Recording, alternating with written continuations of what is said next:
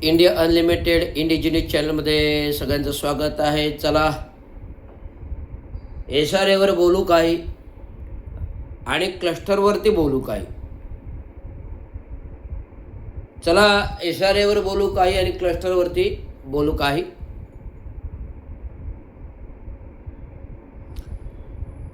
तर ठाणे जिल्ह्यातील ठाणे महानगरपालिका क्षेत्रामध्ये ठाणे शहराचा रेसिडेन्शियल विकास, झोपडपट्टी विकास, पुनर्वसित विकास, रिडेव्हलपमेंट विकास, धोकादायक इमारतींचा विकास जलद गतीने व्हावा आणि वर्षानुवर्ष 30 वर्ष, 40 वर्ष, 50 वर्ष असे खितपत पडलेल्या धोकादायक इमारती, या इमारतीतून धोका उत्पन्न होऊन इमारती खाली पडून लोकांचे जीव गमावले जातात. तुम्हाला 28-29 वर्षापूर्वीची घटना साईराज किसननगरमधील नाल्याच्या बाजूची घटना किसननगरतील माहिती असेल. थोडे थडके नाही, 5-25 लोकांचे जीव गेले. इमारत जागेवरच खचली. यात सार्वभौम जबाबदार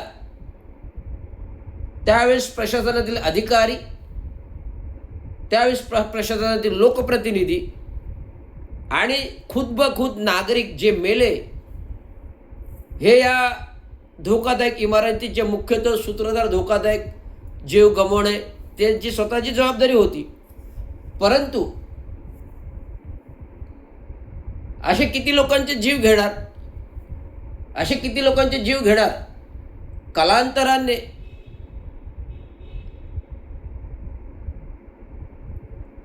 पंधरा 20 वर्षानंतर परिवर्तन आलं की ठाणे जिल्ह्यातील लोकांना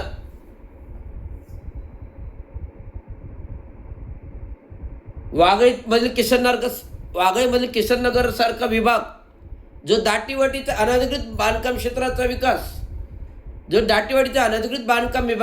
अनधिकृत बांधकामांचा क्षेत्र म्हणून नावारूपाला आहे, वाघळे इस्टेट, जो अनधिकृत इमारतींचं क्षेत्र, दाटीवाटीचं क्षेत्र नावाजलेलं आहे. म्हणजे एकमेकाला चिटकून बिल्डिंग आहे. म्हणजे एक माणूस एका घरात गेला खिडकीतून, दुसरा इमारतीतून तर निघेल बाहेर, अशा प्रकारच्या इमारती आहेत.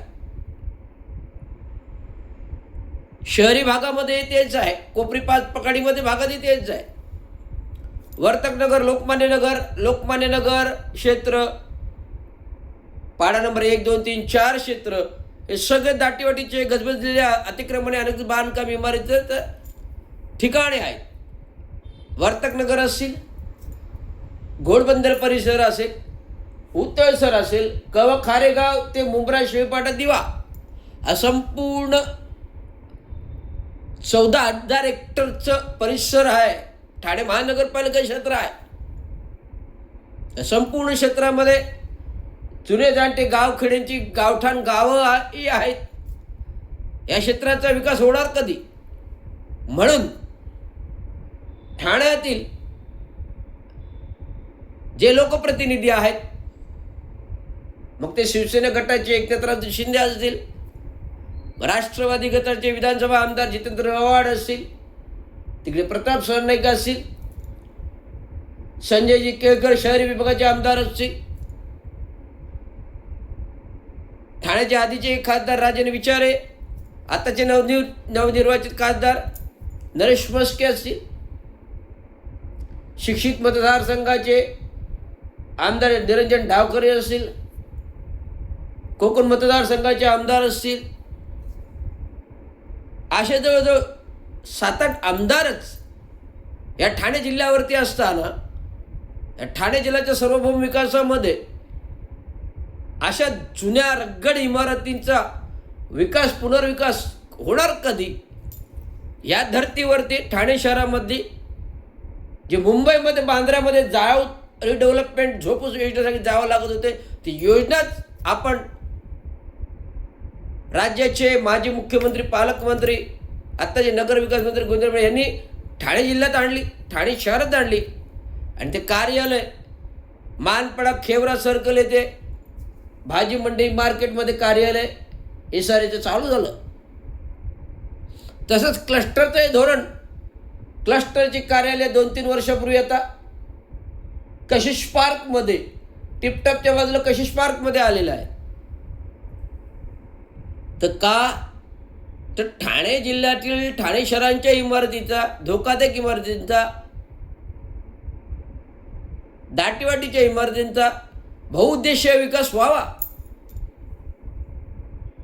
मग तो SRA माध्यमातून असेल, मग का तो क्लस्टर माध्यमातून असेल. आपण एक SRA माध्यमाचा पहिल्या भागामध्ये जाऊया. पहिला भाग SRA मध्ये बघूया. SRA योजना आणली. या SRA मध्ये काय करता येते? विकासक सोसायट्या फॉर्म करतात. झोपडवासी धारकांना हाताशी धरून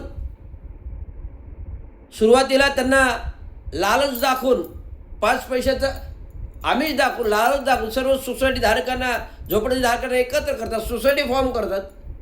सोसायटी फॉर्म केल्यानंतर SRA मधून परमिशन्स घेतात आणि परमिशन घेतल्यानंतर जो बहुउद्देशीय विकासक XYZ त्याला नेमला असेल, तो नेमलेला विकासक आपल्या कॅपॅसिटीच्या बाहेरचा असल्याने तो परस्पर दुसरा बिल्डर नेमतो, दोघांमध्ये म्युच्युअल ॲग्रीमेंट करतो. त्याच्यामध्ये SRAचा पार्ट घेत नाही, जो घ्यायला पाहिजे तो घेत नाहीत. म्युच्युअल अंडरस्टँडिंगने ॲग्रीमेंट करतात. डायरेक्ट रेराची परमिशन घेतात. त्यांना वाटतं रेराची परमिशन दिली म्हणजे आम्हाला सार्वभौम विकास करायला परवानगी मिळाली, आम्ही तो भूखंड दुसऱ्या कंपनीला विक्रीत जातो. त्यामुळे अशा प्रकारे भूखंड घोटाळ्याचा भ्रष्टाचार बजबजपुरी SRA माध्यमातून माजलेला आहे. त्यामुळे जो मूळ सोसायटीने स्थापित विकासक तो अंग काढून घेतो. अंग काढून घेतल्यामुळे जे रिडेव्हलपमेंटचे विकासक जे आहेत, जे झोपडपट्टी धारक आहेत, त्याला कुठल्याही प्रकारचे आर्थिक मदत, घरभाडे, महिनोन्महिने घरभाडे, खर्च कुठलाही देय लागू होत नाही. अशा प्रकारे जय काली डेव्हलपर्सचे संजयजी पांडे, गांधीनगर, सुभाषनगरमध्ये या घटना घडलेल्या आहेत. अशाच घटना किशननगरमध्ये घडलेल्या आहेत. अशाच घटना रामचंद्रनगर घडलेल्या आहेत. अशाच घटना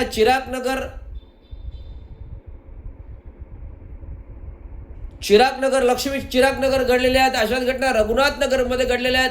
अशाच घटना माजिवडा SRA मध्ये घडलेल्या आहेत. अशा प्रकारे SRA माध्यमातून विकासक गरिबांच्या जमिनी लुबाडतो. मग ते महारत्नाच्या असतील, आगरी कोळी मागरीच्या असतील, आदिवासी लोकांच्या असतील, धाकधपाटे दाखवून जमिनी घेतात, घरं घेतात, लुबाडतात आणि परस्पर दुसरा विकासक आणून नेमतात. त्यामुळे या दोन्ही विकासांमध्ये विकास तसाच रखडतो. जमीन मात्र भूखंडधारक दुसऱ्याच कंपनीला विकली जाते आणि मूळ डेव्हलपर सोसायटीच्या जमिनीवरती गोरगरीब झोपडपट्टी जमिनीवर श्रीमंत होतो आणि गाड्याच्या गाड्या आलिशान आणि बहुउद्देशीय कंपनी स्थापन करतो. त्याच्यातलं एकच उदाहरण आहे L&T rich developers,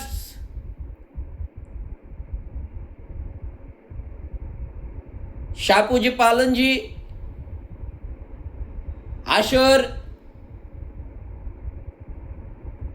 Ashoka developer, असे अनेक 7-8 विकासक आहेत की त्यांनी SRA माध्यमातून हा प्रचंड प्रमाणात भूमाफियागिरी केलेली आहे. त्यांचा पूर्णतः अभ्यास रविराज रवींद्र चांगू शिंदे यांनी केलेला आहे आणि ते कागदपत्र माझ्यापर्यंत प्राप्त झालेले आहेत. अजूनपर्यंत एक माझं पत्राचं उत्तर येणे बाकी आहे. ते आलं की मी याचा व्हिडिओ वॉच प्रोग्राम करता आणि जनजागृती लोकांमध्ये जाऊन, झोपडपट्टीमध्ये जाऊन जनजागृती करणार. आणि जे विकासकांचे हा जो डाव आहे, गोरगरिबांच्या झोपडपट्ट्या घ्यायच्या आणि त्याचा मलिदा आपण कमवायचा आणि धारकांना वाऱ्यावर सोडायचं, हे कुठेतरी चुकीचं धोरण SRA माध्यमातून राबवलं जात आहे. तेच क्लस्टर बाबतीत तेच होते. माननीय पालकमंत्री, माजी मुख्यमंत्री, पालकमंत्री, गृहनिर्माण मंत्री ह्यांनी क्लस्टरचं धोरण राबवताना सिडको क्लस्टर करेल असं जग जाहीर केलं. सिडकोने होत नाही म्हणून किसननगरचं फक्त हिरानंदाने करेल हे निवडणूकपूर्व जाहीर केलं. निवडणुकीला मतं घेतली कोपरी पाच पकडीतून. ते तसंच बारगळलं गेलं, ते बारगळलं गेलं म्हणून MSRDCकडे हे स्थलांतरित केलं. पण MSRDCचं धोरण पण बारगळलं गेलं म्हणून आता क्लस्टर कंपनी उदयास येते आणि त्याला महासभेमध्ये तत्वता मंजुरी दिलेली गेली आहे. हे कुठेतरी धोरण एकनाथराव शिंदेचं चुकीचं दिसून येतं आणि स्वार्थी धोरण आहे. केवळ विकासक आणि बिल्डर धार्जिने हे धोरण आहे ते आपल्याला हाणून पाडायचं आहे. सोशल मीडियावरती, इंस्टाग्रामवरती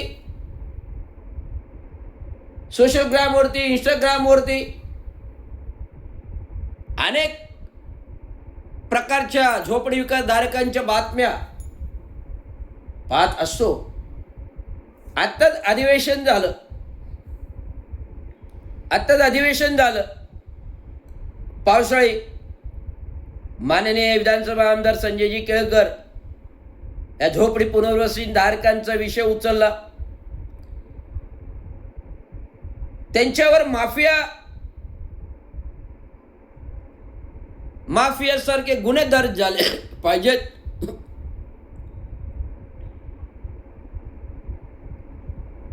माफियासारखे गुन्हे दाखल झाले पाहिजेत अशा प्रकारचं सुचवत विधानसभा आमदार संजयजी केळकर यांनी विधानसभेत मांडलं.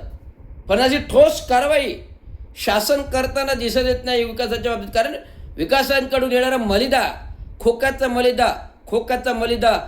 मलिदा हा ठाण्यातील दिग्गज नेते